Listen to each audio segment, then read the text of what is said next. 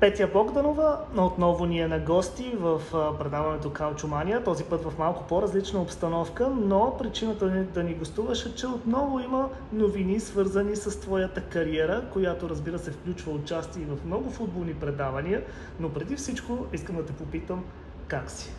Благодаря. Всеки път, когато съм ви на гости, за мен е удоволствие и винаги съм добре, щом ви гостувам, така че много се радвам.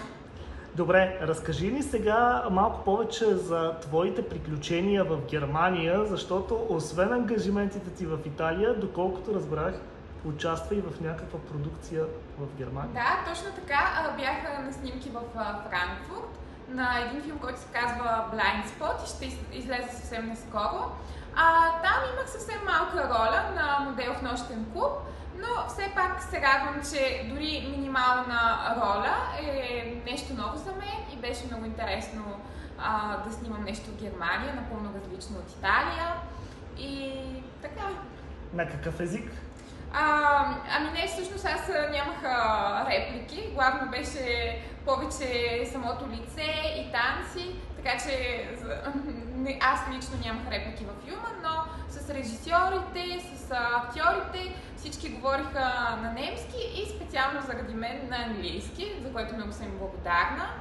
И така сега и аз уча немски, мъча се да разбирам от тук от там някоя дума, надявам се да задобрея. Доста повече реплики обаче са ти необходими в най-новата, може би, телевизионна рубрика или предаване, свързано с спорт в Италия, там където водещ е доста любопитен и колоритен персонаж Мимо Пеше. Разкажи ни обаче повече за него, както и за тази продукция. Да, така е. Водещия се казва Мимо Пеше и той е много известен комик в Италия. Той от Неапол и голям фен на Наполи като отбор, което е интересно. Дори сега написа книга Наполи Champions, която между другото се продава страшно много. И предаването, в които аз участвам, са две. Едното е всяка сряда и е винаги на живо.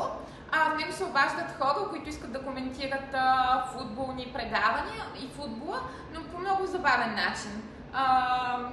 И освен това, нали, казват и шеги, и песни, и така нататък. Другото предаване се излъчва всеки петък вечер. И там той е няма нищо общо с футбола, той е по-скоро нещо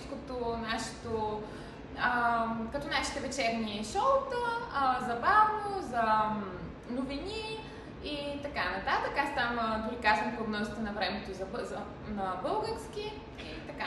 Точно това изпревари следващия ми въпрос, защото в едно от двете предавания се наложи всъщност да говориш на български за италианската публика. Това някаква шега ли беше? Да, ами понеже, както казах, шоуто е комично и Мимо Пеше един от най-известните комици в Италия. И той ми каза, искам само на български да говориш, не знам, може би такава беше идеята. И така, да, казвах прогнозите на български. Разбра ли те? Да, странното беше, че разбра всичко. Не знам как, на усещане. Тоест, очевидно, освен актьорските заложби, има и полиглотски такива. Явно, да. Добре, Наполи станаха шампиони.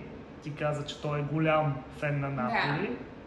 Да. Направи ли нещо по повод празненствата, тъй като в самия Неапол наистина... Да, той постоянно качва видеа и клипове.